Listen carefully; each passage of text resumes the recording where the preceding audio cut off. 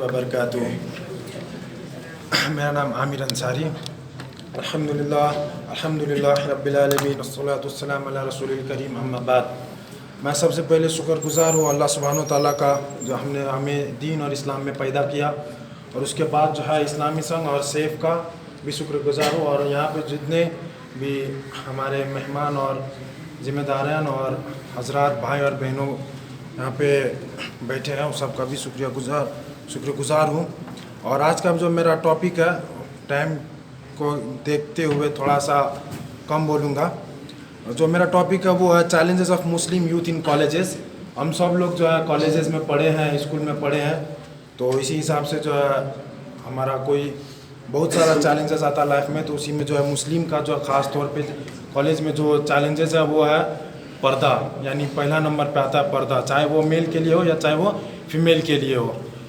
कुरान में भी यही कहा गया, औरत से भी जब पहले जो है मेल के जो है पर्दा के बारे में बताया गया कि आपने आँखों का पर्दा किया कीजिए दूसरे गैर औरतों से। तो उसके बाद जो है दूसरा आता है बैड कंपेनियनशिप, यानी कि हमारा कंपनी में भी डिपेंड होता है कि हम किस तरह कंपनी में कॉलेज में बैठते हैं, उठते बैठते हैं, कहाँ पे जाते हैं, क्या करते हैं। अगर हमारा कंपनी अच्छा रहेगा तो थोड़ा हमारा दीन और इस्लाम भी सेफ रहेगा उसी हिसाब से। अगर बैड कंपनी रहेगा तो फिर हमारा दीन इस्लाम उसी तरह भी जाता जाएगा। फिर उसके बाद जो है एक्सपोजर टू हराम आइटम्स, यानी हम हलाल क्या है हराम क्या है, बहुत को तो नॉलेज होता है, कितने के बावजूद नॉलेज होने के बाद भी जो है वो हलाल और हराम का वो नहीं छुटा पाते हैं।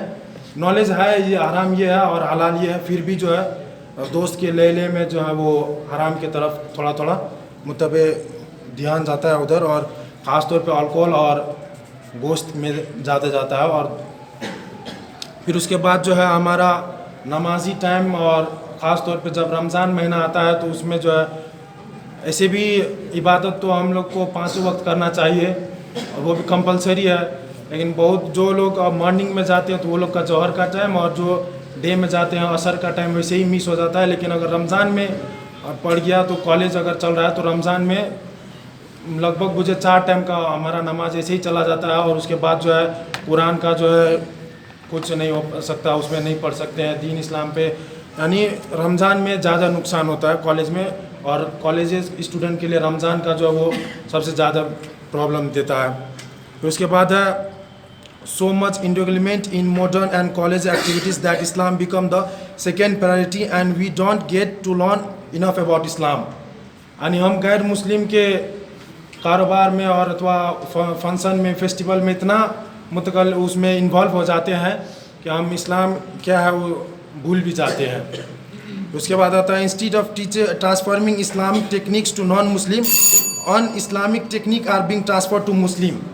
हमें जो है नॉन मुस्लिम को इस्लाम का दावत देना चाहिए और इस्लाम का बात करना चाहिए, इस्लाम क्या कहता है हमें वो सिखाना चाहिए। उसके बजाय जो है हम लोग जो नॉन मुस्लिम वगैरह करते हैं उसमें जो हम शरीक हो जाते हैं। फिर उसके बाद है, और मेरा आखिरी पॉइंट रहेगा ये, due to lack of inadequate knowledge it's difficult to deal with the questions from non Muslim.